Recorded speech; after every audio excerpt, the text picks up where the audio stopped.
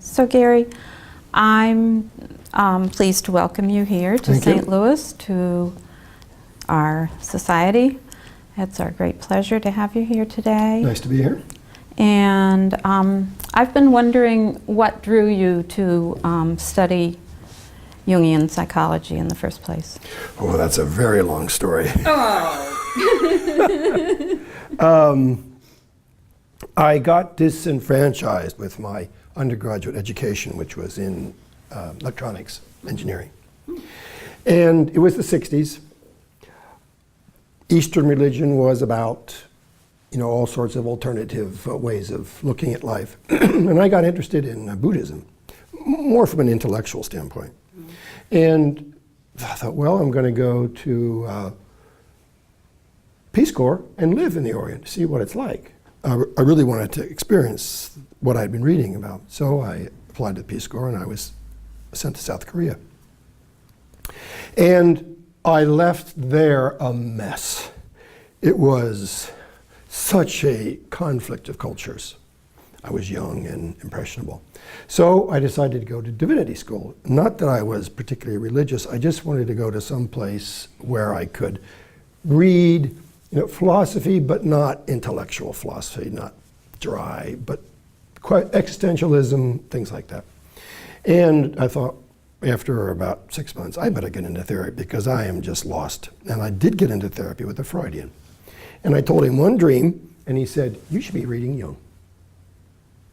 Just like that. Wow. Yeah. And it was California, it was the early 70s, eclectic was in the air. He was trained as a Freudian, but had a much broader base. He was very appreciative of Jung and humanistic psychology, which was big at the time. And I read one book of Jung, I said, that's what I want. And I applied to the Jung Institute. From there, at that time, they had a waiting list.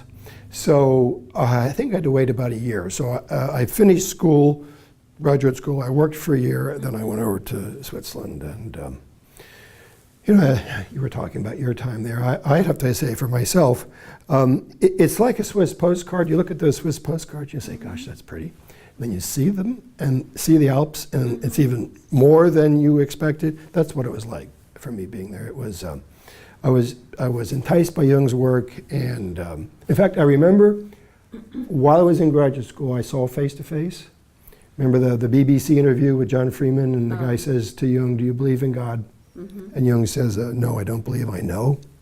I thought, okay, you rattlesnake. Let's see if you make good, rattlesnake wasn't the word I said in my mind. Let's see if you make good on that. And that was one of the draws. And so once there, I was just blown away with the quality of my education. And I've been stuck on it ever since.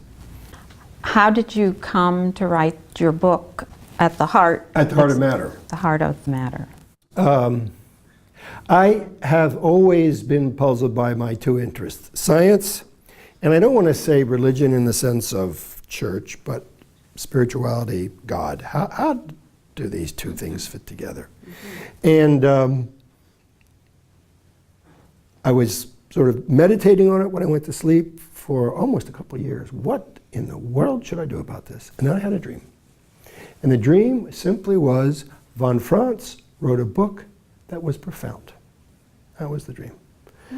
I had just been at the bookstore, and there was a little Jungian section of books at that time in what was then Borders.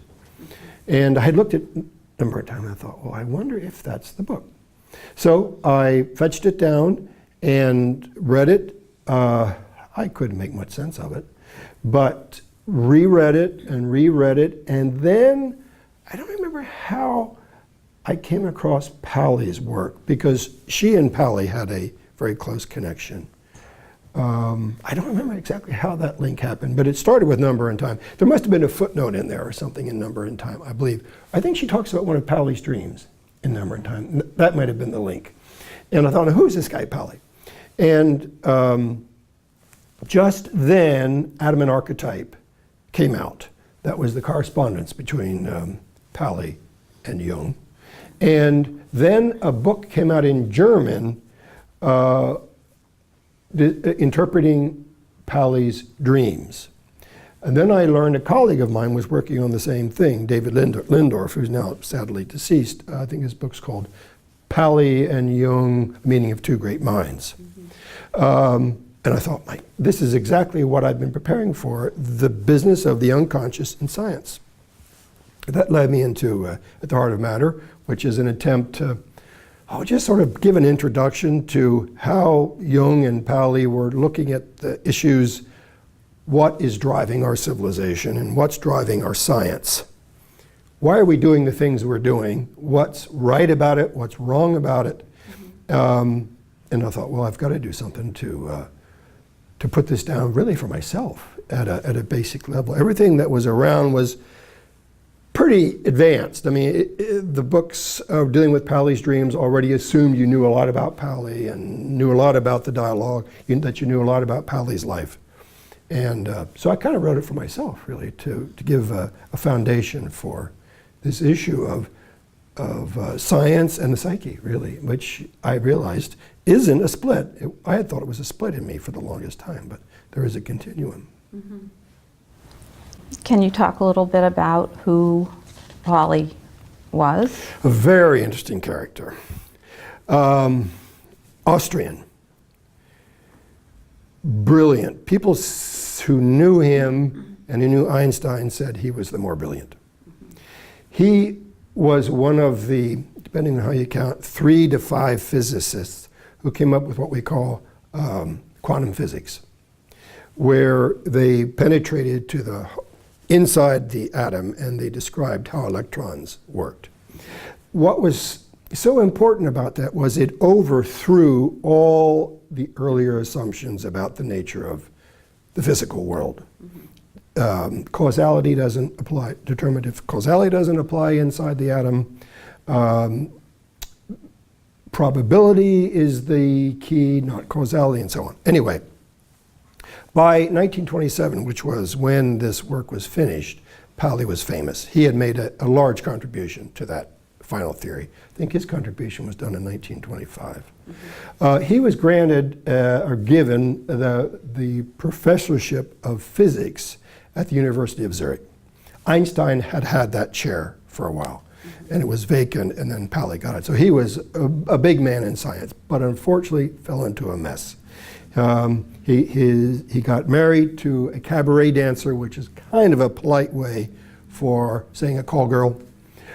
His mother committed suicide, and he started drinking and getting into all sorts of trouble in bars, and ended up in Jung's consulting room. Worked with a woman that Jung referred him to for about a year. And then he and Jung maintained a friendship, and they were astounded about the similarities in the shift in paradigm that was occurring in physics and the shift in paradigm that was occurring in Jung's work. And so they developed a professional friendship. That went on through about, I'm trying to get my date straight, about 1940. Paley was half Jewish. He was Austrian, had an Austrian passport. I don't know if it had a J on it or not, but when the Nazis were contemplating invading Switzerland, had they invaded, given that he was Jewish through his dad's lineage, and that he was Austrian and Austria was already under the domination of Nazi Germany, he would have been dead. So he fled to the States, worked with Einstein in Princeton. When the war was over, he came back, profoundly disturbed, and this is probably the biggest, for the Jungian point of view, the biggest moment, profoundly disturbed about the bombs that went off over Hiroshima and Nagasaki. He was the only physicist who didn't work on the Manhattan Project. But Robert Oppenheimer, the physicist who led the project, was his student. He knew he wasn't personally responsible for the bomb, but he felt guilty and depressed at where science had gone. And went back to his dreams, this time not as a patient or somebody who couldn't cope, but as a man of conscience. And about 50 of those dreams were recorded, and he discussed them with Jung. And they're a response to the question, where have we gone wrong? That's some of what we'll be talking about tonight. You've got a man who's brilliant, who is at the focal point of a major scientific transition, which has led to wonderful things and has led to terrible things. And his unconscious, as you probably know, when we stew about collective problems, our dreams come out of the collective unconscious. So those last dreams of his are about our society. And I think that's why he's so valuable and so important. He was right there making the physics that led to the bomb. He was terribly distressed about where science had gone, and his psyche gives a healing response to where we've gone off. Wow. It's I think his unconscious material is one of the most important documents of the soul of the 20th century. It's not very well known, kind of why I like to go around and talk about it. There are about, as I said, I think 50 dreams recorded. Tonight, for example, I'll talk about 3.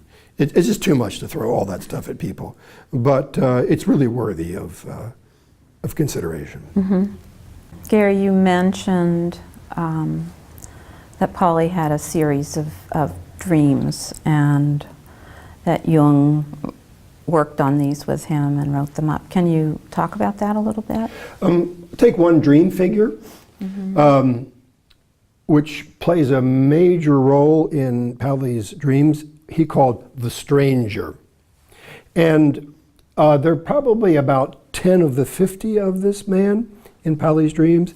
And he does things like he starts fires. He causes floods. He takes Pauli to where he knows Pauli should go.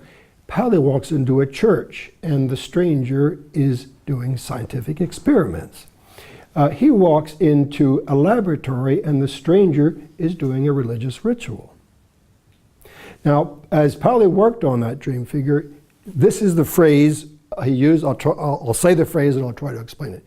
He thought that figure represented the archetypal background of science. What's that mean? Well, it's not so easy to express so concisely, but Pauli had a foot in both worlds. He, of course, was a scientist of impeccable reputation. But he knew from his own experience things like synchronicity existed. That if synchronicity exists, science is missing something because there's no way that our scientific method can come to terms with that, can conceptualize it. Somehow there must be an aspect of the material world which science as we know it, even quantum mechanics as we know it, isn't able to conceptualize. Now, things have changed since his day, but in his day, a scientist would say, well, the problem is there is no such thing as synchronicity because our theories say so. And Pauli said, no, wait a minute, it's the job of science to investigate facts. These are facts, and we can't explain them. And he felt that whatever is at the heart of matter, which is why I titled the book what I titled it, whatever is beneath what our theories can conceptualize, this guy symbolized. And what's so important is that it looks like this new understanding of the material world wants to come into religion, hence his presence in the church, wants to come into science, hence his presence in the laboratory. In other dreams, that figure, Pauli calls the stranger, is applying to the university where Pauli teaches and he's rejected. So Pauli could see, look, this dream is probably 100-200 years ahead of its time. Just like Newton could not understand what the uncertainty principle is, so we are in a position now of just glimpsing into where scientific research may go, and we can conceptualize it. And I, as a voice in science, I'm not going to be hide behind my theory. I'm going to say these are facts we have to consider. And the fact that this stranger was causing fires and causing floods, Pauli understood as that the inability of our religious and scientific viewpoint to come to grips with the true nature of reality is behind some of our social and political problems. I think one of the big things that Pauli realized is that we have to have a more dialogic relationship with the material world. See, this cuts through the Western power drive. So if there's a practical reason or a practical implication of this work, and Pauli's trying to at least give some credence to the stranger, asking himself, how, if we really understand what that unconscious content is, how will our views change? I think he also hoped that our attitude toward power and domination would change and move into more eros and relationship. Wow. It's not easy stuff, but this is what the guy was wrestling with.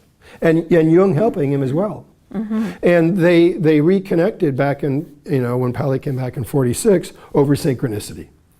Pauli's the guy who said to Jung, start publishing on it. Jung hadn't really published on it before Pauli, because he felt ashamed of it.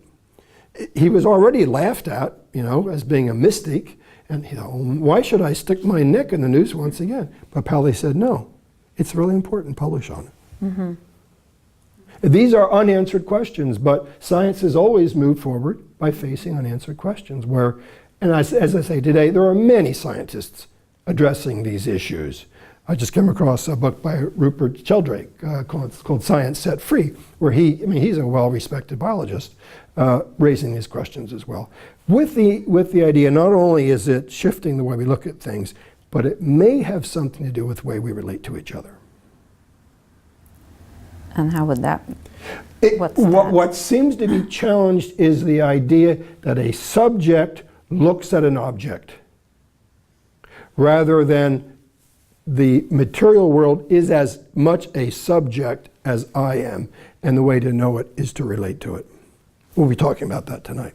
See, synchronicity educates me. So the material world has an effect on me.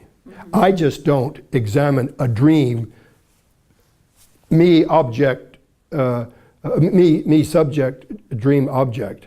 But the synchronicity in the material world has an effect back on me, and it relativizes the arrogance that thinks it can control and know everything, where maybe what it needs to do is submit and learn from events.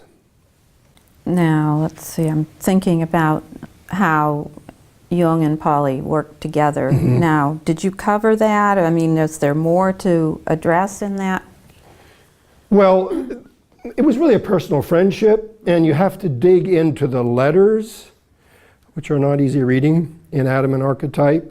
How they practically did it was they drank a beer together, they had dinner together, they went down to Bolligan together, Pauli was invited over to Jung's house for lunch, and so on.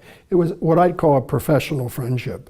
And they just discussed these questions of the nature of reality that Jung was uncovering, that Pauli knew existed, which science, at least at that time, belittled. Okay. Pauli eventually won the Nobel Prize, yeah. And what was his contribution? Well, that was for his contribution in 1925.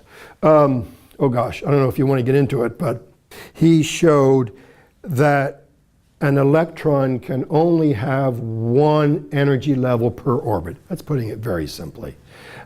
We now understand all this. At that time, they didn't understand any of this stuff. So to give it a very simple description, when an electron has a certain energy charge, no other electron in that orbit can have that charge.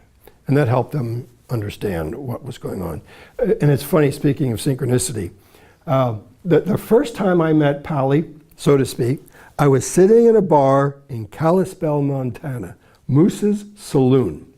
And I was 20 years old, and I looked at, I don't know if you know Montana at all, but it's a lovely kind of cowboy hippie pub full of graffiti. And on the graffiti next to our table on the wall was written, "Down with the Pauli exclusion principle, strike a blow for free electrons." It's kind of a joke, but the exclusion principle means electrons' behavior is limited by a sort of mathematical formula. It doesn't mean too much to us, but for them it was an important ingredient in resolving exactly how do electrons work inside the atom. There's a profound link between the quantum physics and the analytical psychology. Can you address that? I think the easiest link to describe is the breakdown of causality in physics and Jung's rejection of Freud's causal approach. You know, in the since when was Newton? 16th century, 17th century. Since that time, it was thought, you know, you take a bowling ball, you roll it, it hits another bowling ball, and the other ball moves, and that event A causes event B. And if you know the speed and the weight, they say mass, of the first bowling ball, and you know how it hits the second bowling ball, you can predict where that ball is going to go. Everyone learns that probably in high school. You know, take a marble, hit another marble, it moves off. First marble causes the movement of the second marble. That fell apart inside the atom.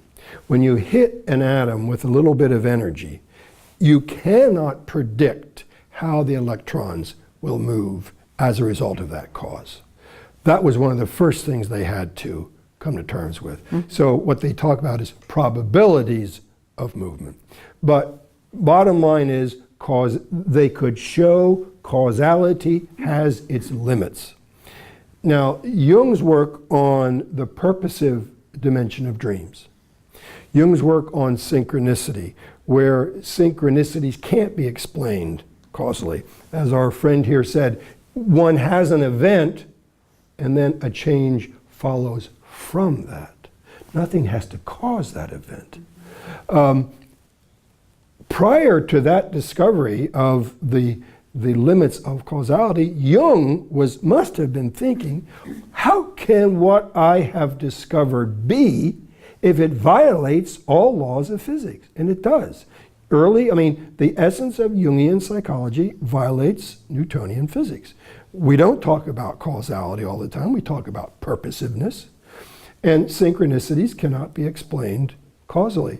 So to hear Pauli say, oh, we have thrown out causality too, suddenly gave Jung the feeling that he was not a heretic scientifically, that there was a possibility that what he was saying could be harmonized with science. And as you know, Jung always tried to see himself as a scientist. He didn't want to establish anything without there being an experience to justify it. So the fact that he felt Pauli's work brought his work into the orbit of science was very comforting. I think that's one of the primary links. There are many other implications to that, but that's a brief answer to your question. Okay, that sounds like pretty important. It's very important. Mm-hmm. I'm wondering if you're working on something at this time, writing anything new. I've got, yes, many things going. One of the things that's interested me, it may sound like it's a little bit of diversion, but it comes out of working with Pauli and also a recent study group I led in Indianapolis for, good Lord, I think 3 or 4 years, on Nietzsche's Zarathustra. And what interests me as I get older is how our own personal journeys are not just our own personal journeys. Go back to Pauli, for example. His working on his own issues around the stranger said something about his own personal life. It was also a reflection of a shift that needs to occur in our society as a whole. If you wanted to give it a label, this would be the collective unconscious. Nietzsche is another example. Maybe I'll limit my example just to Pauli. But what interests me now is how we can conceptualize that our own personal struggles are also the struggles of the society. That we are hit with issues in our own personal life that have an analog to the issues that the society is dealing with. And by working on our own issues, we're not just looking at our belly button. We're tackling themes that if we can make headway and we can begin talking about that, can help educate the public. So that the inner journey, I feel, if it's done at sufficient depth and long enough, leads outward. And what we discover about ourselves is also relevant for our times. Now, a historian who had a very similar view was a man named Arnold Toynbee. He was a British historian, about the same age as Jung, maybe 10 years younger. They knew of each other's work. They wrote appreciatively of each other's work. I don't think they ever met.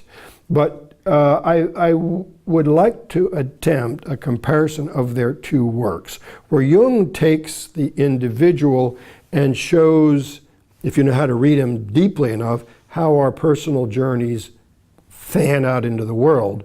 And Toynbee started from the point of view of the historian, how historical problems filter into the individual and activate their own personal problems. And what both people are saying from different vantage points, you might say one from the extroverted point of view and one from the introverted point of view, is inner work is good for the society if it's completed and if we can communicate to the wider world what we've learned about ourselves as a model of what the society needs to learn about itself. That's something that interests me quite a bit. Okay. And how do you think the society can become educated about this? It would mean a bit of grace. One of Toynbee's points is, what is the state of the society that it will listen to its creative people? Mm-hmm. And he felt we are in a real mess, that maybe it's too late, that maybe we are so hell-bent on a road to destruction that we won't listen. Look what we do to the whistleblowers. We destroy them. All they're doing is showing us who we are, and we try to kill them. It's pathetic. Yet I hold the hope that maybe there's a way, if we can learn how to articulate it in the right way, certain people, maybe artists, maybe very devoted folks who are willing to publish, talk, speak about their personal experience, will not be assassinated by the collective mentality, and people will start listening. It's a hope. It's a hope, yes. Yeah. And what do you think, what do you see as the future for Jungian psychology? Well, of course, I'd like to see it move in this direction. That, you know, at the end of Jung's life, von Franz, in an interview, that Polygon tape I mentioned, which is available from Daimon Verlag, Daimon Publishers, daimon.ch, said that Jung mentioned to her, one of these last conversations kind of things, that he knew that he only worked on the psyche inside the individual. He said, I did that knowing there is a psyche outside the individual too. The reason I did it on the inside is because I only have one lifetime. And I decided to focus on the nature of the psyche and the healing process internally. But you guys work on it on the outside. So I hope that the creative people in my field will take up that challenge. What's the relationship, and it's something that I've just referred to, between psychology and history? Can an individual affect history? Can the inner journey have an effect beyond the individual to the community, or even the town, or the state, or the nation? I would like to think so. The nature of the material world, I think, is another problem. How can the psyche and the material world be linked so that there is such a thing as synchronicity in the first place? That's where I hope it goes. And the work is being done. There is work being done. It's not too terribly well known here in the States. It's mostly being done by good Jungians in Europe. But I hope that work will continue and that we can begin sharing our ideas with each other. Thank you. Thank you.